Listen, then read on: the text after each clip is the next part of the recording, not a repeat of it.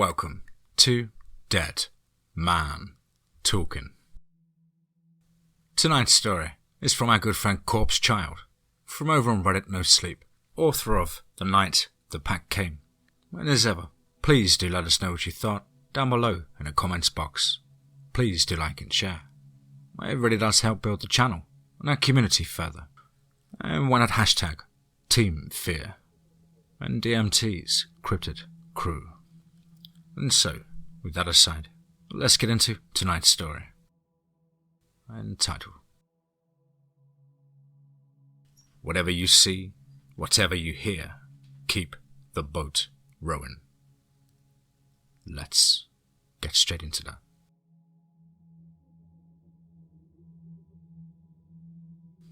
How does the old saying go?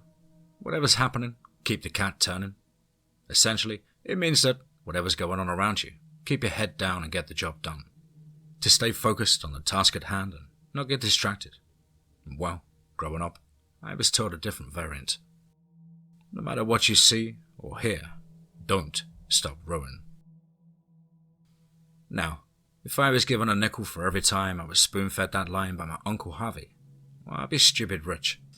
Every occasion I go to visit him at his lake house up in Grenview Pines, of which there were many, essentially, in the summertime, and he'd always recite this to me. There be wicked whisperings in that lake boil. He'd always tell me. And of course, for the longest time, I never got what he meant by that. I figured he was just trying to give me a good scare. Getting me to wet the bed at night, you know. And to his credit, at least back then, it kind of worked.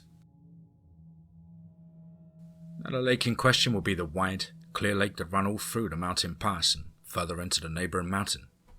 It was always so pretty and so transparent that looking into it was like looking into the cleanest, shiniest, most polished mirror. It was sometimes said you'd even be able to see parts of your face that you would miss in a mirror.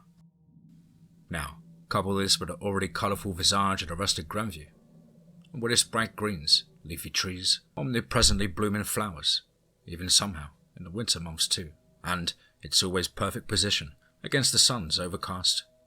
And you'd think, like most did, that my uncle had popped a few too many loose.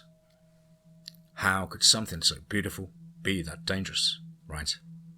Well, at least that's how most people, in and out of my family, thought, though my dad was a bit of an exception. He, however, was adamant that there was something off about this place. He'd never talk about it in front of me or try to tell me anything about his beliefs. But I could always tell that Dad, well, he was never fond of the place. Even if he did tell me that there was nothing in the lake. He'd always try to talk Mum out of going to visit Uncle Harvey. And usually when he did, he'd do it with a dire, almost ominous look on his face.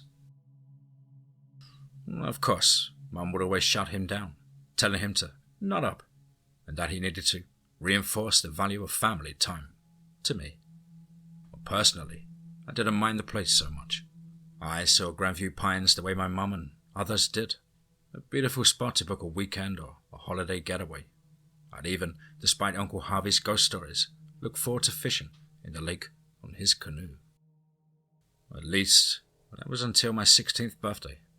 That was the last time I ever went anywhere near Grenview Pines. And, if I could help it, it'll stay that way. We had gathered for a large cookout, like we had on all previous birthdays. You see, Uncle Harvey, for all of his eccentric ways in trying to scare me, loved to grill out. He had one of those great big smokers, and he'd use it to grill out not only some of the juiciest, most delicious burgers you'd ever tasted, but he'd also grill up some of the fish he kept stored away in his icebox. Those, as well as some vegetables, all of them seasoned to indescribable perfection. In short, the man was a genius at cooking. The grilled trout in particular was always my favourite. It always seemed to know how to douse it with just enough lemon to give it a sour tinge to tickle my tongue, while also using enough salt and other seasoning to keep its natural, savoury flavour. Typically, it'd always have a nice big one cord and ready for the grill when my birthdays or other holidays came around. But this time it was different. This time, he told me that he had something even more special for me in mind. You're getting to be a man now, he told me, grabbing my shoulders like he was about to present me with an award. A man is supposed to be able to provide his own fish. He then led me outside where there sat his old canoe, and 2 sets of oars and 2 fishing rods with a bucket of bait. He told me that this year his present to me was that he was going to teach me how to fish and grill out like he did. I tried to play off like I couldn't care less when he told me, though it was obvious that I couldn't have been more excited.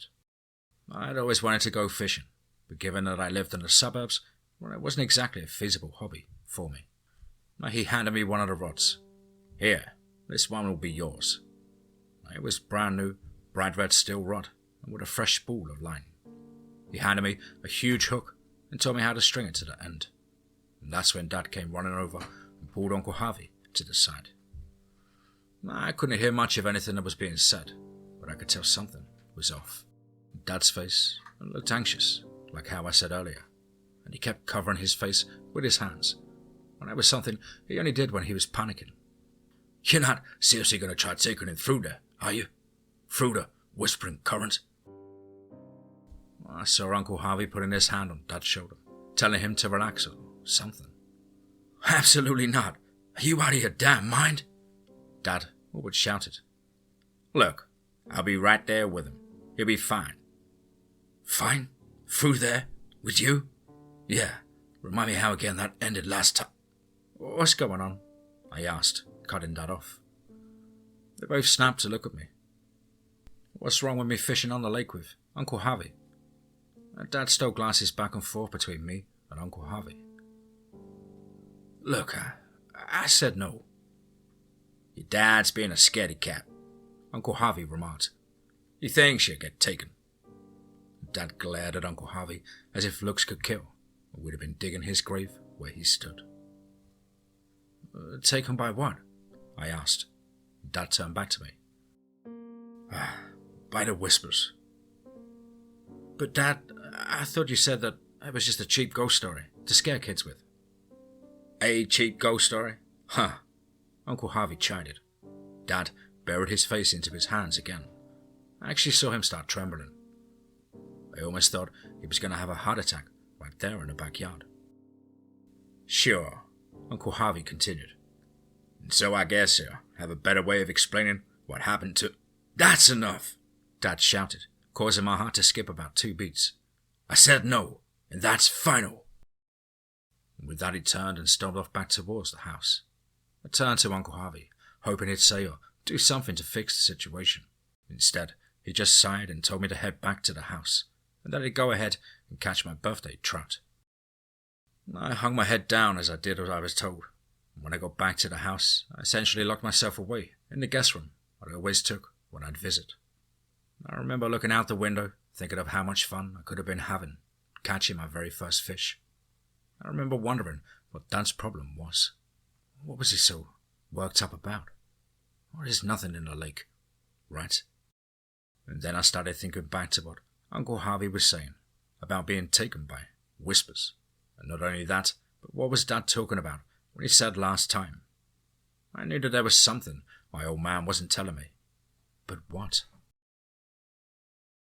That evening, around 5 o'clock, Uncle Harvey came back with 4.5-foot trout and a few extra bass he'd caught, and immediately fired up his smoker. As you might imagine, things were kind of tense between me, my dad and my uncle that night as we sat around and ate around the fire in the backyard. Nothing was said, but it wasn't exactly subtle about my disappointment towards Dad either. My Uncle Harvey tried to break the silence by asking me general questions about how things were back home. Stuff like, was I staying out of trouble? Or what were my grades like in school? Or if I was seeing any pretty girls yet? I answered with mostly shrugs, mm-hms, and yeah, I guess so's. And that was more than what my old man was willing to offer him. He just stayed silent, his eyes not leaving his plate when Uncle Harvey tried to speak to him. I won't lie, despite not saying anything, I was hurt by his behavior. I mean, it was my 16th birthday for God's sake. He just sat there, basically ignoring me and my Uncle Harvey after shooting down my hopes of going fishing. Not to mention that he couldn't even have the balls to tell me why. Once he was done scarfing his food down, like it couldn't be done quick enough, he threw his plates into the fire we had in front of us and took off back towards the house, leaving me alone with Uncle Harvey. Eventually I finished my plate and was about to head back inside myself when Uncle Harvey stopped me. "Hey," he said, grinning mischievously. Even before he said what he did next, some part of me knew he had something planned. Something he didn't want Dad to know about. "You want to have some fun?" I looked at him, somewhat dubious yet also excited. Yeah, sure," I replied, trying to play it cool like I was earlier, and still grinning. He pulled out from under his chair the 2 fishing rods. "You still want to fish, don't you?" I almost jumped from my own chair. "Hell yeah," I exclaimed. He chuckled and warned me to keep it down. He then got up and dumped a bucket of water on the fire before telling me to follow him to the edge of the lake. And just like before, there sat the canoe with both the fishing poles propped up against it. I eagerly snatched mine and he told me to hop in the boat and he'd launch us in. As I was settling into the canoe, he tossed me a life jacket. "Here, put this on." I did, and I watched him rummage around in his pocket. I noticed that he seemed to grow anxious though, when he couldn't seem to find whatever it was that he was looking for. "Ah, shit. Where is it?" I heard him mumble. "Why, it was right there. Where the hell is it?" His eyes darted around crazily, and I couldn't even hear his breathing speeding up. "Where's what?" I asked, confused and frankly a bit frightened. He spent another second or two patting himself down before telling me to stay where I was while he went back to where we were. And I sat in the canoe, wondering what was making Uncle Harvey wig out all of a sudden. What was he forgetting? The bait? I looked over the side of the canoe, and there was the bucket of worms and breadcrumbs. Okay, well if it wasn't the bait, and we have life jackets and plenty of extra fishing line on hand, if anything happened, then what were we forgetting that's so important? I even patted myself down to make sure I wasn't the one forgetting something. I had everything, even a pocket knife I got for my 12th birthday. Or maybe he forgot his cigarettes. He was a career chain smoker. And soon, though, he came walking back. "I found him." And he got back into the canoe and held out his hand. And in his palms were 2 foam earplugs. "Can't go without these. Thank God they just fell into my chair back at the fire pit. Here, go ahead and put them in." I looked at him for a second, expecting him to bust up laughing and tell me he was yanking my chain or something. But nope, he was dead serious. "Go on," he urged. "Stick 'em in your ears. Trust me, you'll be glad you did." And I cocked my eyebrow at him. "Why though? What are they for?" And his face fell into a fearful expression, almost similar to the way Dad's face was before. "I thought of whisperings," he said, his breath shuddering.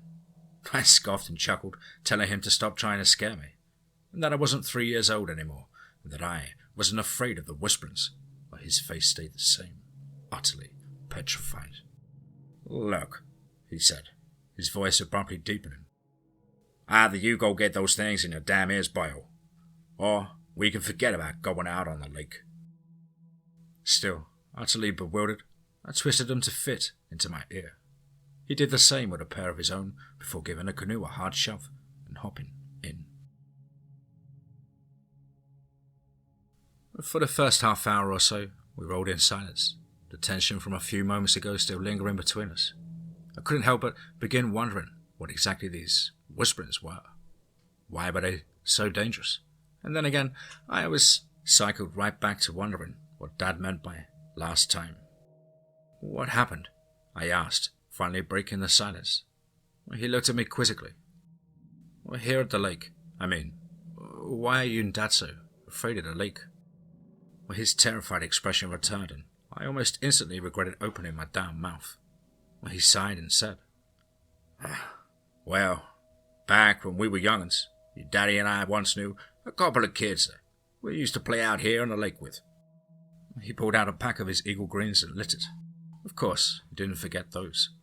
He took a long drag of it before digging in the bucket of bait and stringing a worm to the end of his hook. "Now, like you," he began again, casting his line into the lake. "All our folks used to always tell us was to be wary of what was out here. And like you, me and your daddy's heads were full of rocks. We figured we knew better. He then passed the bucket to me, and I began stringing a worm to my own hook, while he continued. And so one day, me and your dad decided to drag our next-door neighbors, Marcy Kate and her brother, Kenny, down here to the lake with us. Well, they weren't big on the idea at first, but being the malignant little dumbasses we were, we badgered and bullied them into caving. I cast my line into the lake and continued listening, keeping a close eye on the bobber. Or at least, Marcy Kate caved, he said, chuckling dryly. Now, your dad was always wanting to tease and pick on the girls back then, especially the ones he liked. Well, anyway, so me, him, and little Marcy came out to the river and fished for a while. He paused a moment, losing himself in thought. His face seemed stuck between one of stoicism and one of fear. And finally, he took a drag of his cigarette before continuing. God, we probably fished for hours that day. I don't really remember much except that. When we set out, it couldn't have been a little bit past noon. Before we knew it, though, it was getting to be sundown. He looked around and laughed ironically. Kinda like it is now. I looked around, and he was right. The sun's rays were barely beaming through the trees. And that's when it started for me. What I would first hear what Uncle Harvey for years warned me of. The whisperings. It was very, very faint. No doubt helped in part to the earplugs I had in my ears. Still, though, I could hear what sounded like a young girl giggling. I did my best to ignore it, though, figuring my mind must have been getting into Uncle Harvey's anecdote. Marcy Kate wanted to go back, he continued. She knew, whisperings or not, our folks would tan our hides if we weren't home come nightfall for supper. We knew it too, but God forbid me or your dad's having any common sense back then. We told her to quit being a prissy little chicken. And as he spoke, the giggling sounds increased ever so slightly, sounding like it was getting closer from a distance. So, there we were, he continued, staring into the distance.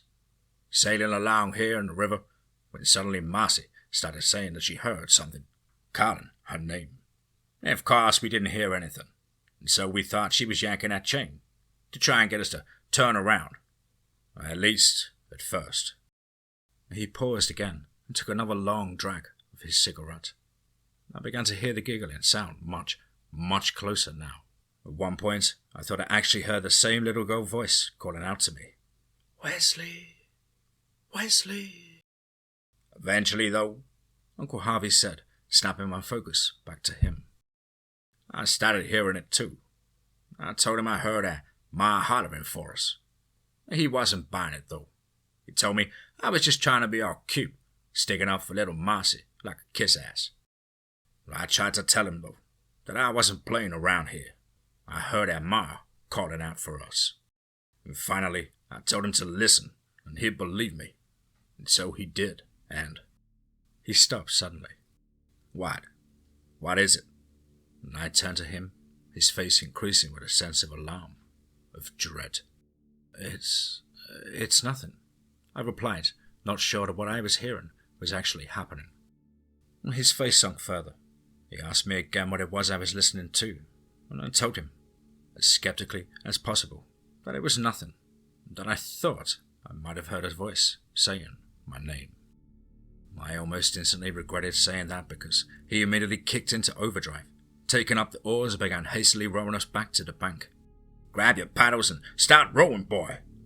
And I remained still as I was, in a way, stuck.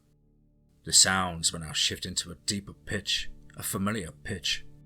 Wesley! Wesley! Wesley! Dad? It was right on top of me now. I started turning to look for who or where it was coming from. It wasn't just some distorted mimicry, either. No, this sounded just like my old man. It sounded so vivid, so clear. It was like it was coming from right beside me in the boat. Wesley! Wesley! It's time to come home. Snap out of it, boy! Uncle Harvey barked, jolting my focus back to him. Grab those oars and get to rowing, now! And stupor broken, I took up my set and began paddling along with him. Well, it wasn't long now before the whispers were kicking up again. and I was hearing Dad's voice, clear as the sunny day, telling me to come home. I remember being, among other things, completely confused, lost. What was he talking about? We're heading home now. Why was he saying, "Wesley"? My Uncle Harvey shouted again. I found myself being jolted awake again. I had somehow gotten too caught up in my thoughts that I didn't even realize I'd frozen up again. I quickly shook my head, rubbing my eyes before resuming rowing. And I started rowing frantically, like how Uncle Harvey was now. "Stop rowing and come on home, Wesley. Come on home." What? What do you mean? I was so caught up that I almost didn't even realize I'd actually said that out loud. Still paddling furiously, Uncle Harvey shouted at me to ignore it. "You ignore anything you're seeing or hearing. It ain't real, you hear? Just keep rowing." My heart started speeding up. I kept rowing as hard as my arms would allow. The entire time, though, the voice, Dad's voice, kept ringing in my ears, telling me to stop rowing and to come home. Eventually, I felt something on my shoulder. I felt warm, like a large hand had just grabbed it. My head snapped to look, seeing no one. Before I'd get the chance to ask myself what that was, though, Dad's voice boomed in my ears. "I said it was time to come home, boy. You better mind what I say." Now I was getting scared. I mean, yeah, okay, it wasn't real, but it sounded so much like him that I was losing my ability to tell the difference. My lungs felt like they were starving with panic, my vigorous rowing causing me to start gasping like an actual fish in the lake. I felt the warm feeling on my shoulder being grabbed again. And it was tighter this time, feeling the same way my dad grabbed my shoulder when he was having a serious conversation with me. When I looked again, my blood froze solid. Beside me in the boat, somehow resting on the edge, was my old man. Again, this wasn't some cheap imitation of him. No, this was my father. Every detail of him, from his balding hairline to his bushy eyebrows, his perpetual 5 o'clock shadow, and even the stone-cold stare he wore whenever he was giving me an order. All of it, a perfect match to him. He sat on the edge of the boat, yet he didn't lean over like it should have been with his weight. He opened his mouth and I heard his voice boom again. "Come on home, son. Now." It sounded just like the tones he used when he was saying it for the last time nicely. That the next time he had to say it, I would likely involve the belt to my ass. This sent chills down my spine. If that wasn't him, then why did it look and sound exactly like him? "Come on, we're going home," he repeated again, gesturing his head over the edge of the boat where he sat. And suddenly I saw him lean over and disappear into the lake. "Wait!" I exclaimed, almost out of reflex than anything else. "Come on, Wesley, now!" I felt the overwhelming urge to move. Gazing over the side of the boat, I could see him staring back at me, waving his hand to join him in the lake. And from deeper in the lake, I saw a blinding yet beautiful ball of light take shape, and he began to sink down towards it, waving for me to follow him, to come home. And before I knew it, I saw the light getting closer. Everything seemed to calm now, still and quiet. The change was so sudden, so abrupt that my mind must not have processed it. It didn't matter to me, though. Everything was fine. I was approaching the light. Dad was farther ahead, also approaching the light. He turned to me one more time, still descending towards the light. He outstretched his hands and warmly smiled. "Welcome home, son." And I realized that I was doing it. I was heading home. And I got closer and closer to it, to Dad's open arms, and to the light, to home. Lower and lower I went, and all of a sudden a warm feeling swept through me, starting at my face. I got hotter and hotter the closer I got towards the light, and the closer I got, the more I also saw that its blinding aura started to dim. I could stare straight at it now, without hurting my eyes. This effect diminished its beauty. yet still it was so hypnotic. I couldn't turn away. I couldn't resist continuing towards it. I was so close. Dad's smile grew. I was almost there, almost home. Closer, closer. The light began to morph, and I could see something inside of it. It was more light, moving and dancing about wildly, and I realized, noticing how the closer I got, the warmer it seemed to get, that they were flames. Fire. But how? How can there be fire underwater? And then I saw Dad sink further and further into the light, into the flames. His skin slowly began to char and flake away until only his skeleton remained. Then again, I heard his command. Even with all of its flesh burned away, it was still his voice, a perfect match. And that was when my curiosity was devoured by raw panic, and I began flailing violently, trying my damnedest to pull myself away from the light. It was useless, however, as no matter how much I tried to kick and claw myself away, it seemed to gain on me, and I could feel the scorching of the flames singeing the backs of my feet. "You better stop running, Wesley!" The command shook through me like a thunderbolt, and still I kept flailing with all of my strength, and I could hear other voices emanating from the light now as well. They were the voices of people I knew, like Mum and even Uncle Harvey, as well as the ones I didn't recognize. They were simultaneous, and they all repeated the same phrase. "Come home, Wesley! Come home!" Eventually, my body began failing me, unable to pull myself along any longer. The blazing heat behind me was now crawling up and around my legs and up my back. The voices were all around me, and I could see them all now. Millions of skeletons engulfed in flames, all screaming, "Come home!" And I struggled to force my body forward, but it was no use. My arms and legs felt like rubber, and I noticed for the first time that my lungs were starving. I was forced to open my mouth and immediately inhaled a mouthful of water. The consuming light closed further and further in around me as my vision blurred and darkened, and I could just faintly feel my skin begin to blister, searing away like the rest of them as I slowly lost consciousness. The last thing that I remember before I went completely dark was feeling pulled away, still hearing my name being chanted, only getting fainter and fainter. Well, I couldn't tell you how long I was out.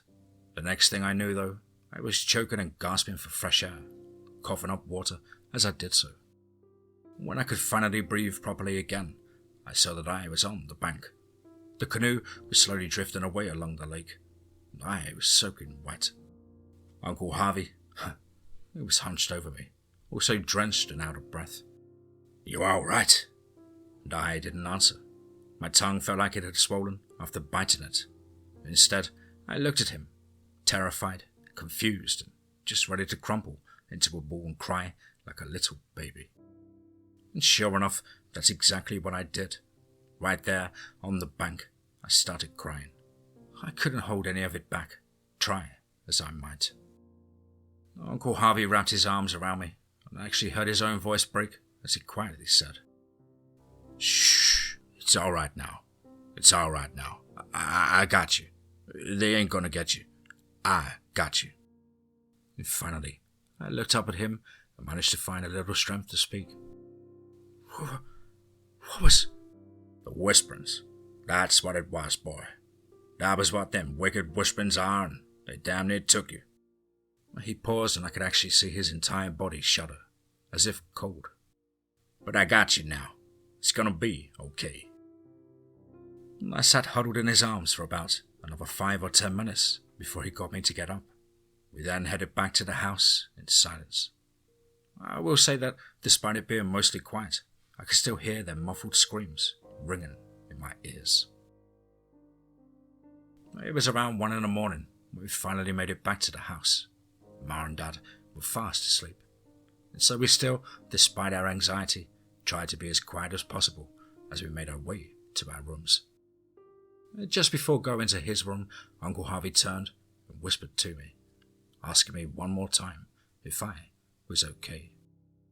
Still shaken beyond even the ability to speak, I slightly nodded my head before turning into the guest room.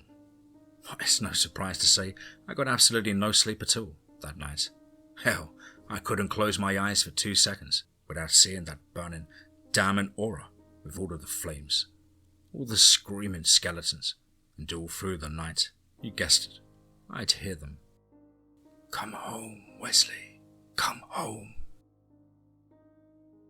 We ended up leaving early the next morning. Uncle Harvey said he was meeting friends out of town. The look he gave me when he said this told me the truth though.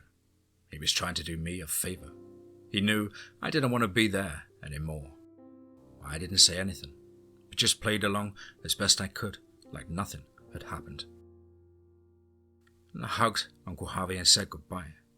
The last thing he said to me was, "Stay safe, you hear?" He had that same expression of cold terror on his face that he did on the bank the previous night. And Ma and Dad exchanged goodbyes and thanked Uncle Harvey for having us over for another birthday before heading home. And like I said, I'd never been back to the Grandview Pines, and for every birthday after that, Uncle Harvey decided that he'd come visit us. Admittedly, it wasn't quite the same. And sure, he'd still make his famous birthday trout for me, but things were definitely different between me and him. And before, I just thought that he was a crazy cool uncle who told spooky stories to me. The bad uncle, some might call it, but not anymore. Not now that I knew he was right, and that the whisperings were real. I never told Dad about what happened to me at the lake, though I think he knew something was different about me after the last visit. Thankfully, he never pressed me about it, and truthfully, I probably wouldn't have known what to actually say to him if he did. I'm 25 now, and this is actually the first time I've ever tried telling this story. To this day, I still hear them whispering. It's only very faint, but I can still hear them chanting, screaming for me to join them, to come home. And what they really are, what they want, or how or why they're in the lake, are all the questions I don't have the courage or stamina to dig up answers for. For all intents and purposes, they were exactly what Uncle Harvey said they were. Wicked whisperings. You can believe me or blow me off. I couldn't really care less. But I will tell you this right now. If you're ever in Grandview Pines, be careful of what you see or hear. And, for the love of God, if you are in the lake, ignore anything you see or hear. And just, like Uncle Harvey always told me, always keep the boat rowing.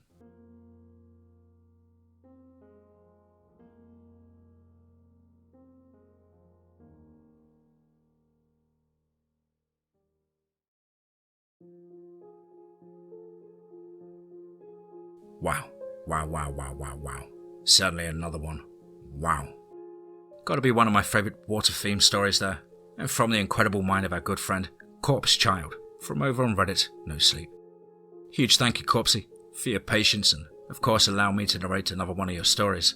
Really do enjoy your work so much, and of course I hope you enjoyed my rendition, and look forward to more of your work in the future.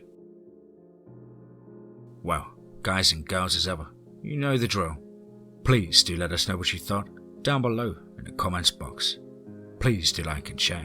It really does help build the channel and our community further.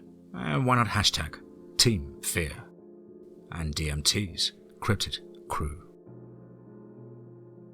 Now, if you're an aspiring writer or would just like to get in touch with me, then please do so at the contact email, which is, as on screen, contactthedeadone@gmail.com. I really look forward to hearing from you. I hope you're all well and happy and life's treating you good. But above all, guys, remember, be safe, not sorry.